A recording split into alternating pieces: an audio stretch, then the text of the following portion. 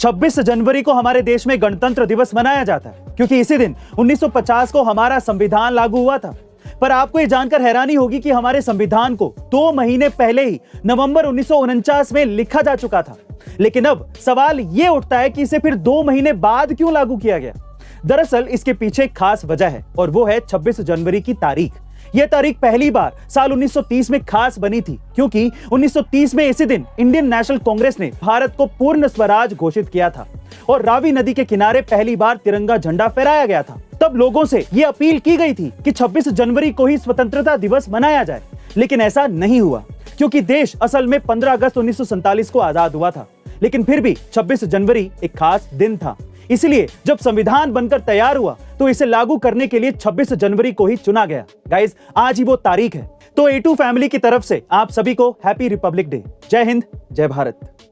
Guys, ऊपर वाला जब भी किसी पे मेहरबान होता है ना तो वो उसे छप्पर फाड़ के देता है और कुछ ऐसा ही हुआ केरल के कोटायम के सदानंदन के साथ, जो कि 12 करोड़ रुपए की लॉटरी जीतकर माला माल हो गए।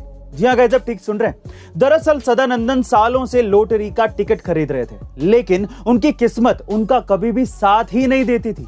मगर एक दिन जब वो अपने घर से निकले तो उन्हें 500 रुपए के छुट्टे चाहिए थे, लेकिन दुकानदार के पास छुट्टे थे ही नहीं और उन्हें मजबूरन फिर से लॉटरी का टिकट खरीदना पड़ा। लेकिन सदानंदन ने शायद ये सोचा होगा कि छुट्टे कराने के चक्कर में खरीदा गया लॉटरी का टिकट उनके लिए जैकपॉट बन जाएगा, और हुआ भी कुछ यूं ही। घंटों बाद जब नतीजा आया तो वो करोड़पति बन चुके थे। गाइस, ये बात तो सही है कि किस्मत अच्छी हो तो रंक भी राजा बन जाता है। ऐसे अमेजिंग वीडियोस के लिए शेयर, सब्सक्राइब एंड लाइक। मिलता है अगली वीडियो। बात है 1971 की, जब भारत और पाकिस्तान के बीच में युद्ध लड़ा जा रहा था। तब पाकिस्तान के लड़ाकू विमान भारत की सीमाओं में घुसकर आगरा तक पहुंच गए थे क्योंकि उनका टारगेट आगरा का ताजमहल था। वो इस 7वें अजूबे को नेस्त नाबूद कर देना चाहते थे। लेकिन हैरानी की बात यह है कि पाकिस्तानी लड़ाकू विमानों को ताजमहल दिखा तक नहीं और वो वापस लौट गए। गाइस, अब आप ये सोच रहे होंगे कि इतना बड़ा ताजमहल आखिर गायब कहां हो गया। दरअसल ये भारत का मास्टर प्लान था कि ताजमहल को 15 दिनों तक युद्ध के दौरान हरे कपड़े से ढककर रखा जाए ताकि आसमान से ये हरी घास की तरह दिखे। और हुआ भी कुछ यूं ही। पाकिस्तानी लड़ाकू विमान इसके ऊपर से कई बार गुजरे पर उन्हें पता ही नहीं चला कि ताजमहल आखिर है कहां, और इस तरह ताजमहल को बचा लिया गया। गाइस, ऐसे ही ऐतिहासिक पलों की जानकारियों के लिए शेयर, सब्सक्राइब एंड लाइक। मिलता है अगली वीडियो में।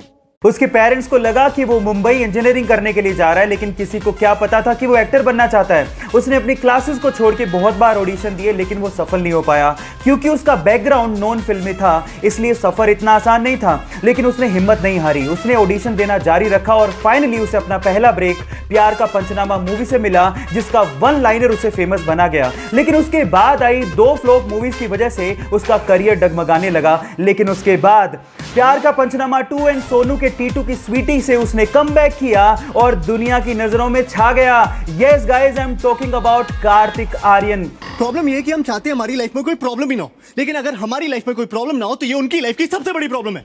गाइस, यहाँ सीखने लायक बात यह है कि आपका बैकग्राउंड चाहे कुछ भी हो, जो आप बनना चाहते हैं, अगर आपको उस चीज पे भरोसा है तो आप जिंदगी में कुछ भी कर सकते हो। चुनाव में एक उम्मीदवार वोट पाने के लिए क्या क्या नहीं करता। लोगों के घर घर जाकर वोट मांगता है, अपना जी जान लगा देता है। लेकिन महाराष्ट्र चंद्रपुर के पंचायत चुनाव में एक उम्मीदवार के साथ कुछ ऐसा हुआ कि उसे एक भी वोट नहीं मिला।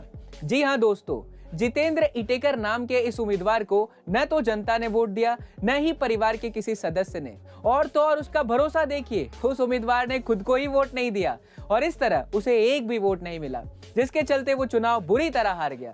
जरा सोचिए, ऐसी क्या वजह रही होगी कि उस उम्मीदवार ने खुद को ही वोट नहीं दिया। हमें कमेंट सेक्शन में जरूर बताइएगा और ऐसे ही अमेजिंग इंटरेस्टिंग फैक्ट्स वाले वीडियोस के लिए लाइक, शेयर और सब्सक्राइब करना ना भूलें। मिलते हैं अगले वीडियो में।